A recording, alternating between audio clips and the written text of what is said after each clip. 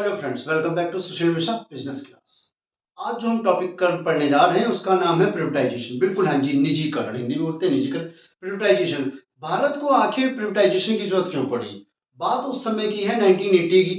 भारत के पास में economic crisis create हो गई। भारत बहुत ज्यादा प्रॉब्लम में फेस आ गया 1980 में ही।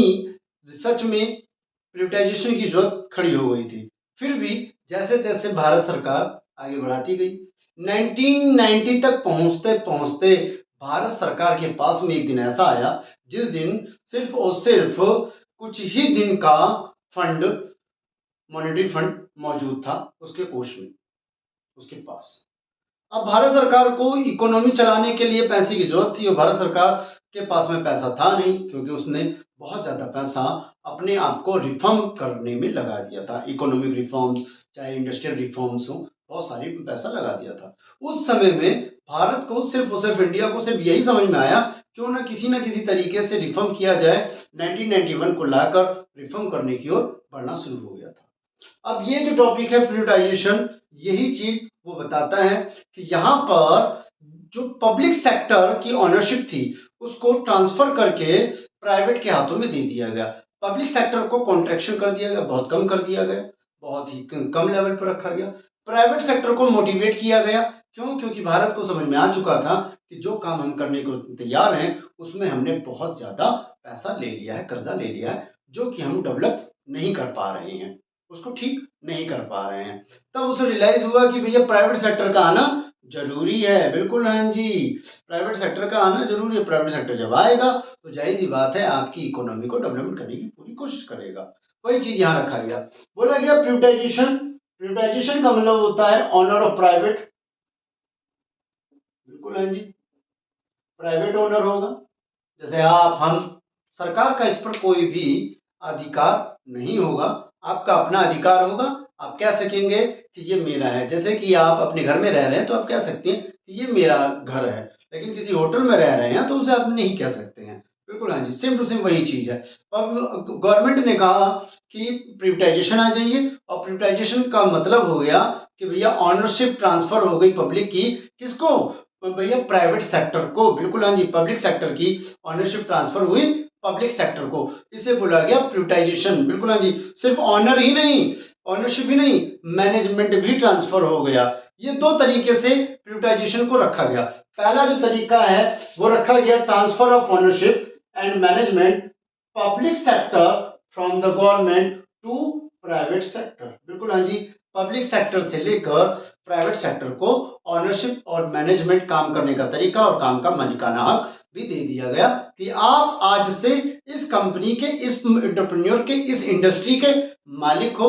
अब हमारा इस पर कोई दबाव नहीं है, आपका आज से ये हुआ। दूसरा क्या तरीका था? दूसरा जो तरीका है वो है प्रिवेटाइजेशन ऑफ पब्लिक सेक्टर अंडरटेकिंग। बिल्कुल हाँ जी, इसमें बोला कि पीएसयू में, जो हमने पहले पढ़ा है 1956 में पीएसयू ले लिया था।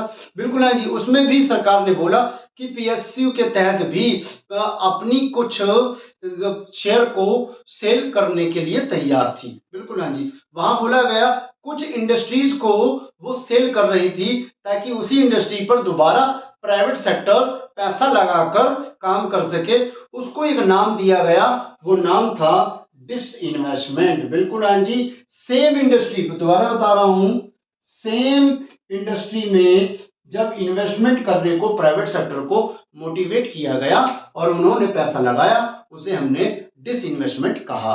बिल्कुल हाँ, सरकार ने डिसइन्वेस्टमेंट की ओर आगे बढ़ाया कि भैया आपके पास प्राइवेट सेक्टर है, आपके पास में पैसा है, आप ऐसा कीजिए कि हमसे इंडस्ट्री ले लीजिए और उसमें पैसा लगाकर इसी इंडस्ट्री को आगे बढ़ा दीजिए। बिल्कुल हाँ जी, इससे पहले पीएसयू से पहले कोई सटीक काम था ही नहीं, तो ये काम जो आया ये बहुत बेहतरीन काम था, डिसइन्वेस्टमेंट। उस समय में बहुत सारे इंडिविजुअल फर्म्स, बहुत सारे प्राइवेट फर्म्स, बहुत सारे प्राइवेट पर्सन आगे बढ़े और आगे बढ़कर पब्लिक सेक्टर की बहुत सारी इंडस्ट्रीज को लेकर डिसइन्वेस्टमेंट के तहत में अपना पैसा लगाकर वहीं से आगे बढ़ाना शुरू कर दिया। बिल्कुल। अब चलते हैं कि आखिर प्रिवेटाइजेशन की जरूरत क्यों पड़ी।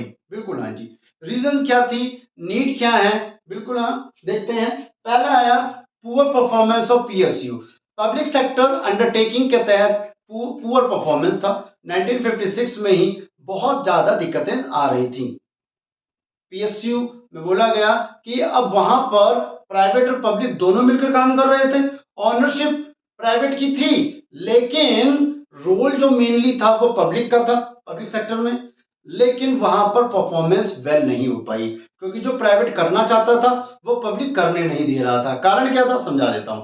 कारण ये था कि पब्लिक चाहता था, पब्लिक सेक्टर जो चाहती थी वो चाहती थी कि लोगों का वेलफेयर हो, लोगों का भला हो, इक्वलिटी चाहती थी। लेकिन प्राइवेट सेक्टर क्या चाहता है, आप या मैं बिजनेस लगाएं तो क्या चाहेंगे, आप या मैं बिजनेस लगाएं तो हम सोचते हैं कि क्यों ना प्रॉफिट हो। सेम टू सेम वही चीज है, इसे बोला गया कि प्रॉफिट ज्यादा चाहिए था उसे। बिल्कुल हाँ जी। और वहां पर पब्लिक सेक्टर कमांड करके बैठी थी, नहीं जी प्रॉफिट नहीं लेना है, लोगों का वेलफेयर करना है, जिसके तहत भी पीएसयू की जो परफॉर्मेंस थी वो बहुत ज्यादा कम हुई, डिक्लाइन हो गई। इसलिए भी हमें प्रिवेटाइजेशन की जरूरत पड़ी। दूसरा, स्ट्रक्चर ट्रांसफॉर्मेशन। बिल्कुल हाँ जी, स्ट्रक्चर ट्रांसफॉर्मेशन में बोला गया उस समय में हमारे पास में जो एग्रीकल्चर करने वाले लोग थे वो धीरे धीरे एग्रीकल्चर को छोड़कर इंडस्ट्री की ओर आगे बढ़ रहे थे। बिल्कुल हाँ जी, ध्यान से सुनिएगा। उस समय में आईपीआर 1956 में ही थोड़े बहुत सारे लोग जो थे वो धीरे धीरे इंडस्ट्री की ओर बढ़ रहे थे, एम्प्लॉयमेंट करने के लिए एग्रीकल्चर को छोड़ने के लिए छोड़कर। और उस समय हमारे पास में ज्यादा इंडस्ट्री भी नहीं थी। पब्लिक की कुछ इंडस्ट्रियां थी, पब्लिक सेक्टर की कुछ इंडस्ट्रियां थी, उसमें भी पहले से लोग फुलफिल थे और वो भी डिक्लाइन में चल रही थी। फुलफिल तो थे लेकिन डिक्लाइन में चल रही थी, क्योंकि भारत सरकार ने कई बार लोन लिया, जिसके कारण भारत सरकार खुद डिफिसिट में, इट मींस घाटे में आ चुकी थी।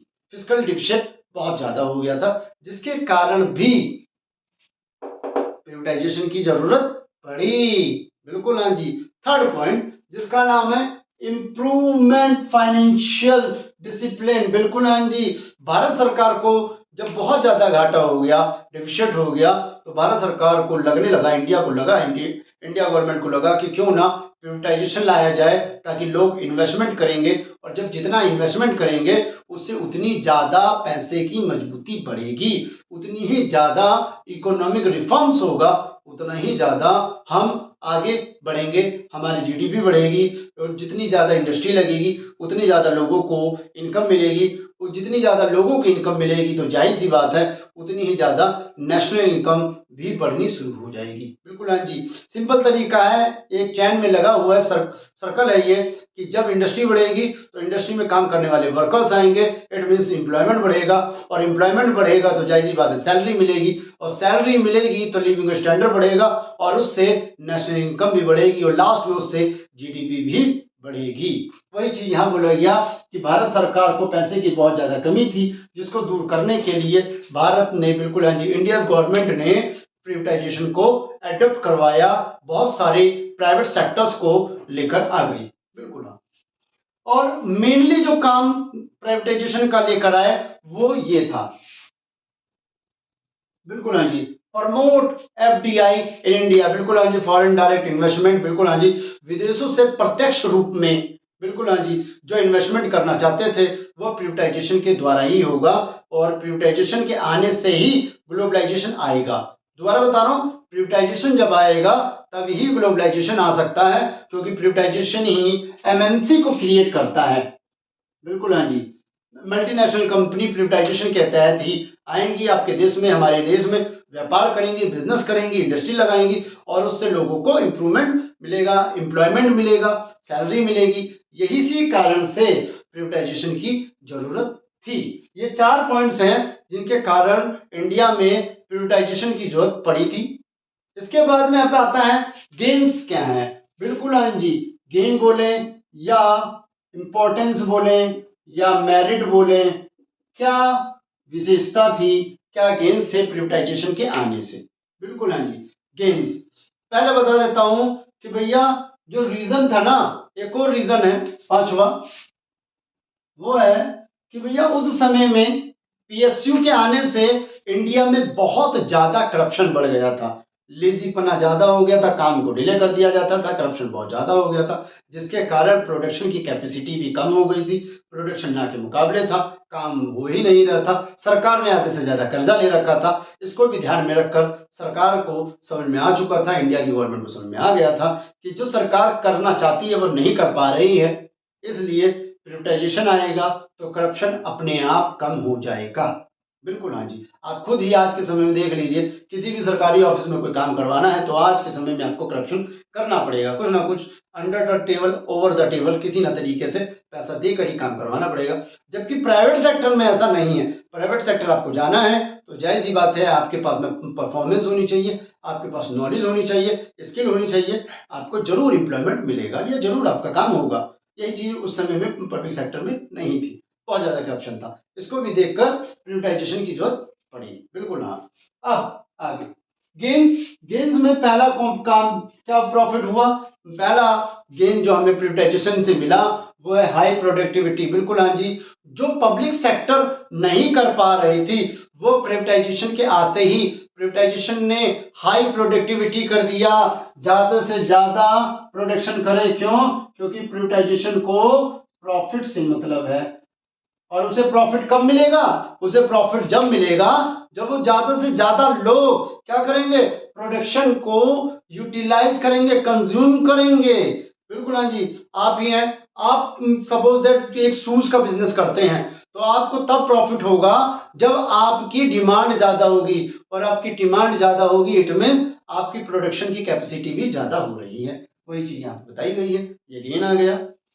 अगला कंपिटिटिव इन्वायरमेंट। बिल्कुल हाँ जी, यहाँ पर पहले पब्लिक सेक्टर ही था, पब्लिक सेक्टर को हटाकर प्राइवेटाइजेशन आया तो जाहिर सी बात है बहुत सारे लोग भीड़ में दौड़ने को तैयार थे कि मैं भी आगे निकलूंगा, मैं भी आगे निकलूंगा। तो कंपटीशन आ गया कि कौन किससे बेहतर है। आज के समय में आप बहुत सारे लोग हैं जो बहुत सारी कंपनियों का फोन यूटिलाइज करते हैं, प्रयोग करते हैं। तो ये प्राइवेटाइजेशन का एक पार्ट है जिसमें हर फोन, हर कंपनी एक दूसरे से बेस्ट देने को तैयार है। वो कंपटीशन में आता है आपका कि हर एक दूसरे से बेस्ट है। अगर प्राइवेटाइजेशन नहीं आता तो यकीन मानिए आपको डिफरेंट डिफरेंट वेराइटीज के कोई भी प्रोडक्ट नहीं मिलते। क्यों? क्योंकि कंपटीशन ही नहीं होता। तो प्राइवेटाइजेशन के आने से कंपटीशन बढ़ा, और कंपटीशन जब बढ़ता है ना तो यकीन मानिए प्रोडक्ट जो है वो प्रोडक्टिविटी वो दोनों बढ़ जाते हैं, वेराइटीज बहुत ज्यादा हो जाती है।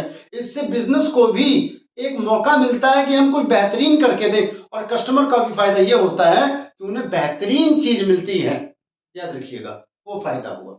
अगला ग्रोथ, जो हर इंडस्ट्री या हर कंट्री चाहता था। बिल्कुल हाँ जी, प्राइवेटाइजेशन के आने से बिल्कुल हाँ जी आपकी कंट्री का तो ग्रोथ हुआ ही हुआ, साथ में प्राइवेटाइजेशन सेक्टर का, प्राइवेट सेक्टर का भी ग्रोथ होना शुरू कर दिया।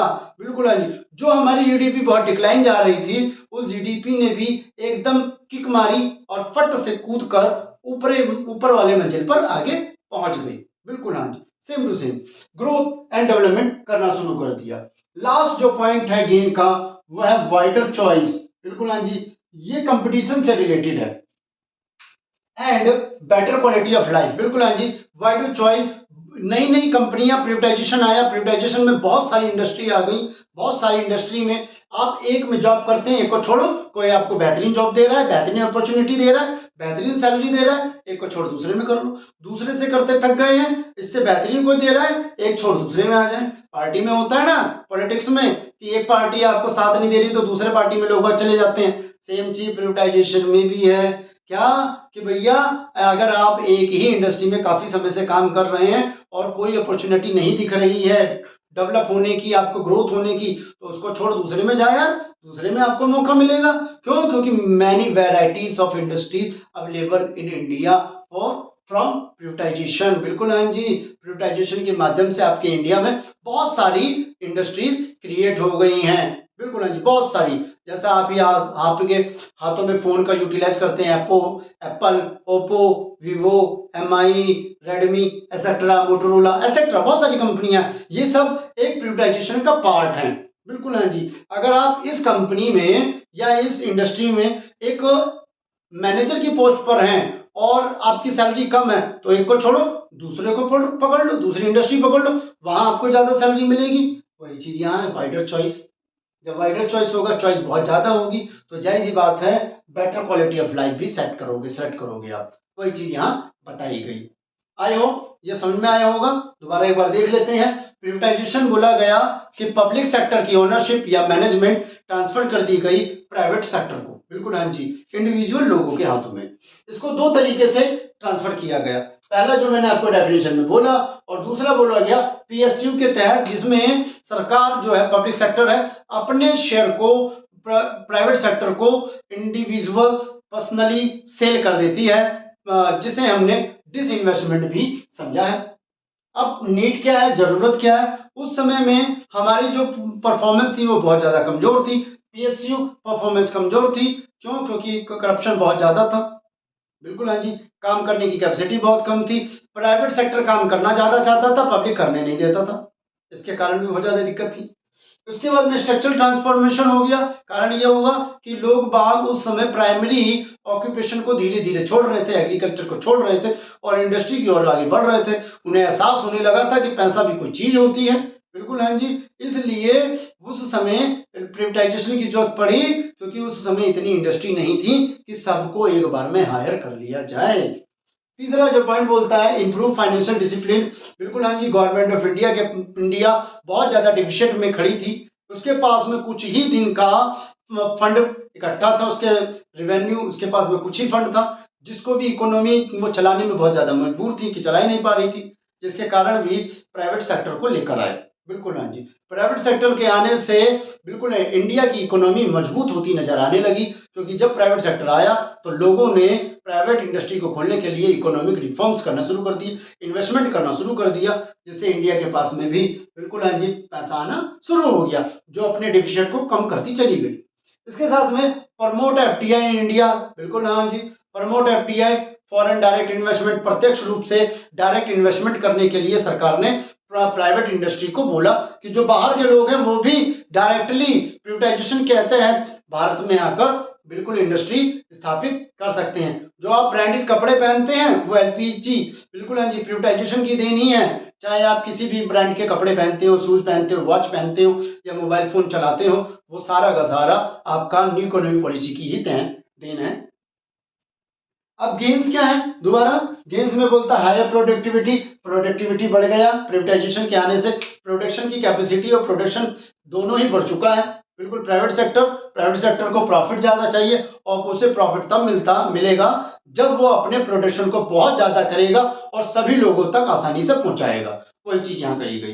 दूसरा कॉम्पिटिटिव इन्वायरमेंट, बिल्कुल हाँ जी। प्रिवेटाइजेशन के आने से बिल्कुल कंपटीशन बढ़ गया। सभी कंपनियां जो प्राइवेट सेक्टर थी वो सब जद्दोजहद में लग गई, सब कुछ एक दूसरे से आगे बढ़ने के तैयार थे, तो कंपटीशन लेवल इंक्रीजमेंट हो गया। तीसरा ग्रोथ, कंपटीशन बढ़ा तो जायज ही बात है इकोनॉमी की ग्रोथ एंड डेवलपमेंट भी हुआ, जिससे लोगों का रहन सहन, खान पीन सब कुछ डेवलप हो गया प्रिवेटाइजेशन के तहत। और लास्ट पॉइंट है जिसका नाम है wider choice and better quality of life, बिल्कुल हाँ जी।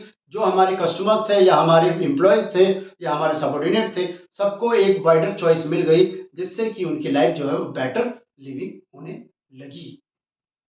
आई होप ये वीडियो आपको समझ में आया होगा। तो प्लीज लाइक सब्सक्राइब जरूर कीजिए। Thank you very much.